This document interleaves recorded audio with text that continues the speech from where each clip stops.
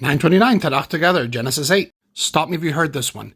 This cuneiform tablets from the 18th century BCE in Akkadian tell the story of Atrahasis the Wise. The king of the city of Shurupak is warned by the god Enlil that a big flood is coming. Now, in the Akkadian myth, humans are created to work for the gods. We are the servants of the gods, but we got too big. There were too many humans, and the gods tried to do some population control, first by famine, then by flood. But Atrahasis is a good guy, so he gets spared. Build me a kufar and fill it with animals, says Enlil. And Atrahasis does, and survives. And after that, he offers sacrifices. Or maybe you've heard of Gilgamesh. And in the Epic of Gilgamesh, we have Utnapishtim, also the king of Shurupak, who is commanded to build another kufar and fill it with animals and people and supplies to survive the flood. The reason for the flood is that humans make too much noise, and the gods can't sleep.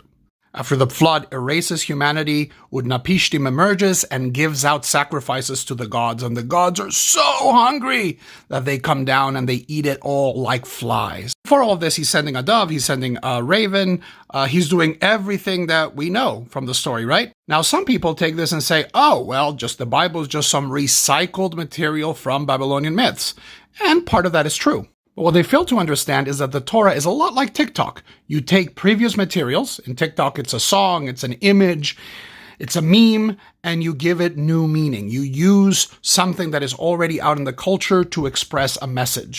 And the biblical authors did exactly the same. They took a very well-known story and they reshaped it for their purpose. And that is the thing that should be worrying us. Not if this happened or if it happened like we said it happened. And our story is better than their story. And our story is true because it's in the Bible. The point is the message of the myth. And here we can see it very clearly. We compare it to its basic material. God is not destroying the earth because humans have gotten too powerful or because we're too noisy. God is disgusted with our heroic behavior, with the violence that comes from the inequality of power, and decides to start again. In the end of our story, God is not launching God's self over the sacrifices like a hungry fly, which is Gilgamesh's language, but saying, I am going to establish a covenant. Things are going to be different. I will not destroy the earth again.